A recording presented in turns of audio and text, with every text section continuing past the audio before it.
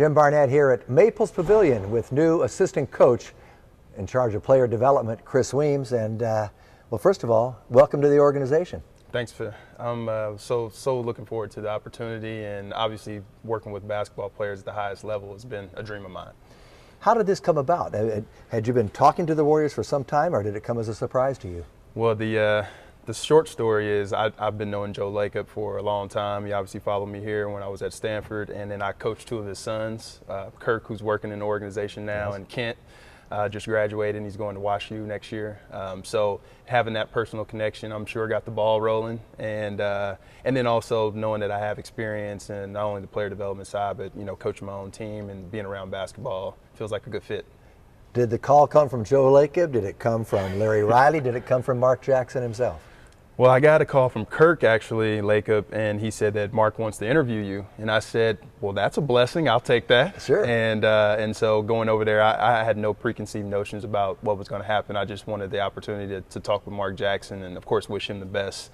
And it just worked out that I got a chance to be a part of the staff. Post-college, you came back to Stanford, worked in the athletic department, and then went to the Menlo School, and you coached high school kids. It has a nice little pedigree there. And that gave you some on-hand coaching experience. So, when you stopped playing at Stanford, did you always have a desire that you were going to eventually be a coach? Not at all. I actually had told Coach Montgomery, I think before my senior year started, he said, what are your aspirations? I said, obviously I want to play professional ball if I can, whether it be in the NBA or overseas. And he said, well, do you have any ideas about coaching? I said, nah. I said, I don't want to do what you do. But being away from being in Israel and playing and then coming back and working in the athletic department, I wasn't a coach on the floor. And so it really got to me that I didn't get a chance to have an impact on the players. And being able to go to Menlo and get that experience has been invaluable. But with a Stanford degree, you could kind of call your own shots. So you could have gone into business. I could have done that, but basketball has been so good to me, and I figured that this would be a good way. Working at Stanford was great because of the experience and all the connections I have here, but coaching at Menlo, such a great school, it was a great opportunity for me to have my own program and to kind of learn the hard way some things as far as being a coach. Quite an illustrious career here for you at Stanford. I know you're fifth in the all-time list of threes made and threes attempted, an excellent shooter, and something that had never been done before. You took this team in 1998 to the Final Four. Tell us about that kind of experience. Well, the Final Four was just an amazing experience. I can see, warming up. We're actually going for the practice the day before, and there was 40,000 people in the Alamo Dome. And it's something to make your heart beat a little faster. But then you get out there, and it's just you're playing basketball, you're playing a game you love. And I fortunately, had a good game, and we were in the game. I still feel like we should have won. Kentucky, but give them credit for winning the game. I think our team, we were so close-knit, and we felt like we had each other's backs, and that's why we were able to go so far that year. I saw you play many times in college, a couple of times in person, but also on television. And you were a team basketball player, but you knew when to shoot the ball, when not to shoot the ball, and you used good judgment. Now after all these years, and now in your mid-30s, you finally feel like you can really contribute in a big way on the big stage? Oh, of course. I remember in my interview with Mark Jackson, I told him specifically, I said, I know I can help this program and this organization, but of course I want to build those relationships so the players trust me as well as the coaching staff. And I have all these experiences to pull from, and now it feels like the perfect time to be able to do something different and do something at the higher level, like you said. So you come to this organization. Did you know anything about this 3 months ago? That this, as I say, just is kind of new to you? It's very new. I think the whole process kind of started late in May, and in June after the finals were over, and I was watching Mark Jackson, on the finals telecast, call the games, and then the next thing you know, I'm sitting in his office talking to him about possibly working for the organization. You must have had aspirations possibly coming back to college. Did you ever think about the NBA, or was it mainly focused on college? It was mainly focused on college. I hadn't thought about the NBA because it's so hard to get into, especially if you haven't played there, and you don't have another kind of connection. The best thing going for me is that I knew Joe Lacob, and I built up some rapport with him.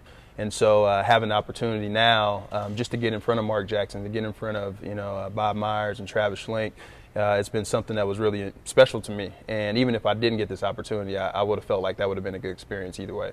As we're sitting here in Maples Pavilion, and aside from the Final Four in the Alamo Dome, many great moments out there. Is there one game that stands out for you? It would have been against Cal here. You dominated Cal in those years, of course.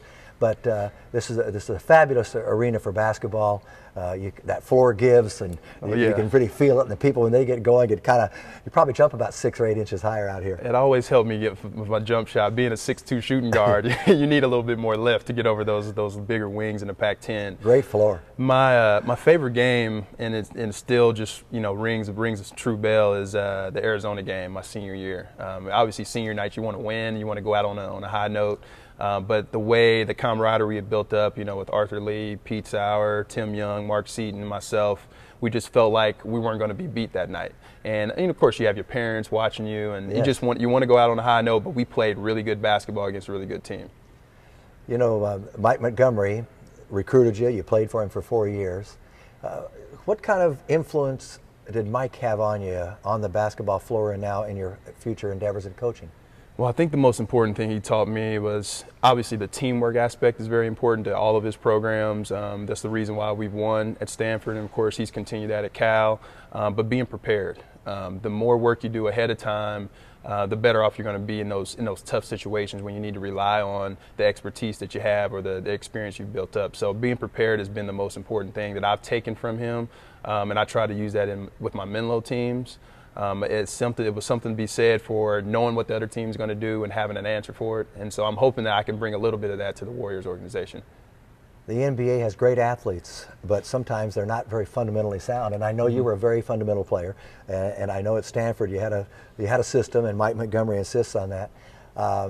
Is that going to present a challenge for you to communicate to players, hey, if you do this thing, like you're saying, be prepared, but you want to be prepared in the right way? Right. I think when players have the fundamentals down, they can react to things and make things happen within their skill set. And so, it's part of it's being prepared, but also you want to be able to play good basketball and react to whatever the situation is. And watching it, I love watching the NBA. I've been, a lot of people say I don't like watching it. I love watching college basketball, but I love the NBA just because of the little things. And if a player is prepared, if the coaching staff is prepared, they'll be ready for anything the other team has for them.